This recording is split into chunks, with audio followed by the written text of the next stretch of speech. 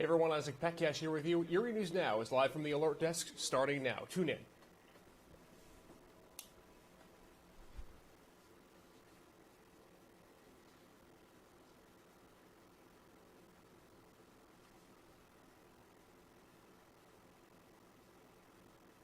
Hi everyone, good morning. I'm Isaac Petcash. Thanks for joining us here for Erie News Now election coverage you can count on this Tuesday morning. We are just a week out before Election Day and so much to get to in terms of national breaking news headlines and things around our area. We begin this morning with the news of the morning, and that is, as we see here, the Senate has confirmed Justice Amy Coney Barrett to the Supreme Court. Taking a look at this article last night, the vote 52 to 48, only Republicans in the Senate voting yes, Democrats unifying in opposition. However, it was enough for a majority vote as now Amy Coney Barrett becomes an Associate Justice for the Supreme Court. It was called by presiding officer Senator Chuck Grassley of Iowa. And of course, this confirmation comes 30 days after President Trump announced her nomination. She is the first nominee in the modern era to be confirmed with no votes from the opposite party. Taking a look outside Capitol Hill, this is where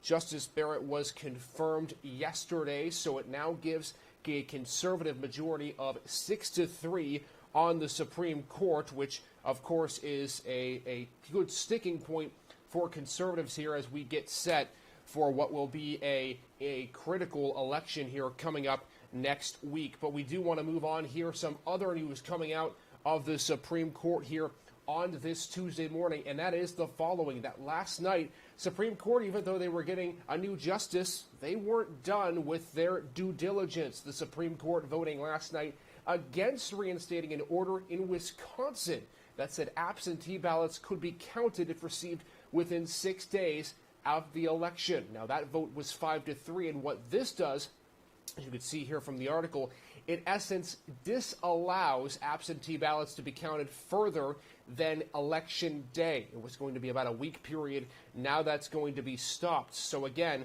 with Wisconsin being one of 30 states that require absentee ballots to be received by Election Day, there's not going to be an extension. And as we know, Wisconsin is such a critical swing state here in this election, part of that Rust Belt. Wisconsin, Pennsylvania, Michigan, states of that nature. You can throw Ohio in there. That is one of those critical Rust Belt states to be able to win the election. So a big decision from the Supreme Court there as we continue to watch and get ready for what's going to be a critical election like we mentioned. So big news coming out of the Supreme Court with the nomination and acceptance of Judge Amy Coney Barrett, as well as the SCOTUS choosing to deny this request for absentee ballots even further.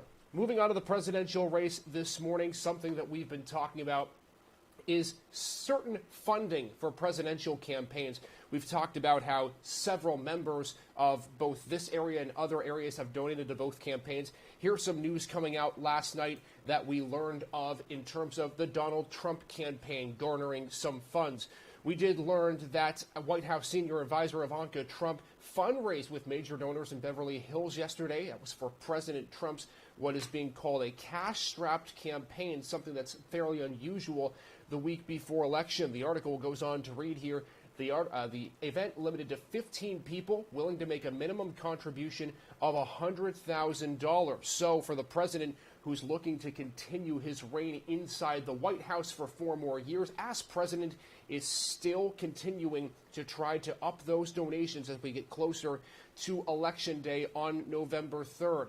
But we want to show you something else here. This was put out by the New York Times just yesterday. We want to give you an idea of an updated list of where exactly the donations are coming from in both the Trump and Biden campaign. Take a look at this. We've zoomed in on the state of Pennsylvania. This gives an idea, just in terms of what the Times have pulled with data, who has donated what in the Trump and Biden campaign in Pennsylvania. So we're going to zoom in here and go all the way to Erie County. You can see by the map, the New York Times reporting that in several Erie zip codes, including 16505, 16506, and 16509, that former Vice President Biden is significantly outperforming Trump in terms of donors and people who have given money to the certain campaigns. So that's Erie County. Take a look at the state of Pennsylvania. You see there are several areas that have been donated to the Biden campaign, including Philadelphia down here. Also patches of red in central Pennsylvania, near Altoona, near Williamsport. So right now, that seems to be neck and neck for both candidates in terms of who has donated to their campaign just a week before Election Day. You pull out to this map of the United States, and you get an idea just where the donations are. A East Coast bulwark for former Vice President Biden in the New York and Massachusetts area, and on the West Coast as well. But as we get toward the central United States, Idaho, Wyoming, Utah, Arizona, a key swing state, parts of Michigan and Wisconsin, also as well going for the president in terms of donations. So an interesting thing to look at there as we get set for the election, an election that, of course, so important for so many people. And you can see that there has been a lot of contributions as well to the campaign. Well, we're a week out before the elections, and things, of course, are ramping up, something that we know is going to ramp up even further as we get closer toward that November 3rd day. So what are both candidates planning for this week to make sure that they wrap up their campaigns in the best way possible? CNN's John Lawrence has a report as we gear up for the elections. Take a look. The 2020 presidential campaign is entering the home stretch. Who is going to vote for President Trump? President Donald Trump and former Vice President Joe Biden spent Monday in the battleground state of Pennsylvania. I just want to make sure we can earn every vote possible. With 1 week to go until Election Day, more than 60 million people have already cast their ballots nationwide. I wanted to make sure that there was no delay. North Carolina, a toss-up state according to national polls, has high voter turnout so far. Seems like it's more important than years ago. The COVID-19 pandemic is among the issues dominating the campaign, and the candidates' positions differ greatly. We have made such strides. It's absolutely an amazing thing what we've done in a period of 7 months. The bottom line is Donald Trump is the worst possible president, the worst possible person to try to lead us through this pandemic. Over the next 7 days, Americans will decide whether President Trump gets a second term. You know, they call it the Great Red Wave, and they're waiting for it. Or if Joe Biden becomes the next president. You know that blue wall has to be reestablished. I'm John Lawrence reporting. All right, thanks, John, for that report. As we know, continuing battles for both candidates as we get set for the election. And that battle includes being on the ground for campaign rallies and events. We, of course, have seen both President Trump and former Vice President Biden both coming to Erie in the last month to bring their campaigns to Erie County, a critical swing county, as has been reported by many news outlets. But we also want to give you an idea just today of where Trump and Biden are campaigning here on this Tuesday morning. We want to start here with former Vice President Biden. He actually added yesterday an event in Michigan coming up this weekend, so knowing the importance of those critical swing states. Today, Joe Biden expected to head to Georgia for 2 events today. He'll return to the campaign trail on Thursday after not scheduling any events on Wednesday for events in Florida, then 2 events in Iowa and Wisconsin on Friday. So if you're talking about those swing states, you see them all there. Florida, Iowa, Wisconsin are all in the mix. The president as well today, he's going to be making some critical campaign stops as well, specifically in Michigan. You're taking a look at his schedule right here. The president expected to make a couple of campaign speeches today. First at 2:30 p.m. in Lansing, Michigan, which was a key county, a key area that he won in 2016 to be able to carry that presidential election and those electoral votes in Michigan. Also expected to make one in West Salem, Wisconsin. So the president going from Michigan over to Wisconsin, 2 of those 3 big states that he was able to win in 2016, rallying there again today. And he'll end his campaign trail today in Omaha, Nebraska at 8 p.m. local time tonight, where he'll take a gander over and deliver remarks in the state of Nebraska. So still a lot going on for the former vice president and for President Trump as we are getting very, very close to what will be yet another critical election week and an election day with only 7 days left to go before the campaign. Before we bring on Mark Soliday here for a preview of Erie News Now Sunrise, want to take a quick look at where things stand right now in the polling averages for Pennsylvania. These numbers updated today. This is part of the Real Clear Politics polling average. It takes a bunch of polls and puts them together to give the best average of what we're seeing. Right now, you can see in Pennsylvania, RCP is predicting that Joe Biden is ahead in the race, 49.8% to 45% for President Donald Trump. These numbers have closed just a little bit from the last couple of days. We can zoom in here and give you a better idea of where we are in the last 14 days of polling. You can see the numbers closed significantly on October 20th. That was just about exactly 1 week ago, rather.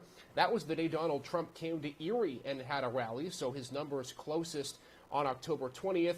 Biden has jumped back in front, according to these polling numbers, by about 4.5% in a state the Democrats did not win in 2016, one that they're looking to win here in 2020 as we continue here along the political race. So we're going to get Mark Soliday in here in just a moment to give you a preview of Erie News Now Sunrise here on this Tuesday morning. And Mark's joining us now here at the alert desk. Mark, slide over just a tad bit to your left here. Going to get you in the camera. Mark, we, of course, have been talking about the election consistently, and today really ramps up this coverage a week out before Election Day. What are we looking at for Erie News Now Sunrise? Yeah, just hitting the air here in about 4 minutes' time. And today's a big day for voters who don't want to physically head to the polls. If you still haven't made that request for that mail-in ballot, there is time to get that done, but the deadline is 5 o'clock today, so we're going to be live down at the Erie County Courthouse after talking with elections officials there about the very busy effort to get everybody who wants that mail-in ballot to be able to do that. So we'll talk a little bit more about that. We'll also again be talking about how younger voters are in focus, I know, for a lot for both of the candidates as we continue to move closer to Election Day. So we'll have a little bit more about that. We'll also be talking about State Health Secretary Dr. Rachel Levine concerned as far as the coronavirus goes, about how some folks may not be answering fully the questions that health officials have for folks who have contracted COVID-19. That's making their job of contact tracing extra difficult. So we've got a lot on our plate as far as the election goes. And, of course, the latest on the big news from overnight, the confirmation of Supreme Court Justice Amy Coney Barrett. We've got lots of reaction coming in from all fronts down in Washington to that one. So a very busy 2 hours of Erie News Now Sunrise coming your way in just about 3 minutes' time. It looks like there's a little bit on your plate right now. It's a very busy time, and we're just so glad that you're here to kind of give us that additional coverage very early on in the morning. You don't need to go anywhere other than Erie News Now from 4:45 now in the morning, right through the rest of your news day. Good to have you with us, Isaac. Of course, Mark, and of course, he'll be on the morning show in just about 2.5 minutes. And you'll be with us as well. To the desk here Yes. and get set for the show. We're going to give you one more check here outside the White House. Mark Soliday taking off. Thank you, Isaac. Toward the studio. He'll join us here in just a couple of minutes, but we wanted to get to one more headline this morning, and that headline was what we talked about yesterday with news out of the federal stimulus program. We talked on Friday how the federal stimulus was, in essence, well, it was in a good spot, we thought, but yesterday we learned some difficult news in terms of what we saw with the stock market. Take a look at this. The stock market yesterday is on the right. That's where the numbers closed on Monday afternoon. 650 points down from where it was to begin with. The number on the left was on Friday. Those were the numbers that closed in the stock market on Friday afternoon. So you see the difference in terms of the stock market on Friday compared to the stock market on Monday. And what Wall Street experts are telling us in terms of what we know today is that at the moment right now, there is less of a chance for a potential stimulus deal before Election Day. Here's what we've been told with the stimulus, is that experts are worried that because of a difference between Democrats and Republicans on a stimulus bill, that there's less of a chance a bill will get passed before Election Day. Now, we were told by House Speaker Nancy Pelosi on Friday that in order for a bill to have a chance to pass by Election Day, it would have to be written and on the table by today. That would be Tuesday morning. And so as we speak currently right now, House Speaker Nancy Pelosi and Treasury Secretary Steve Mnuchin are still in the works to get that bill passed. What that means for you and stimulus checks, still up in the air.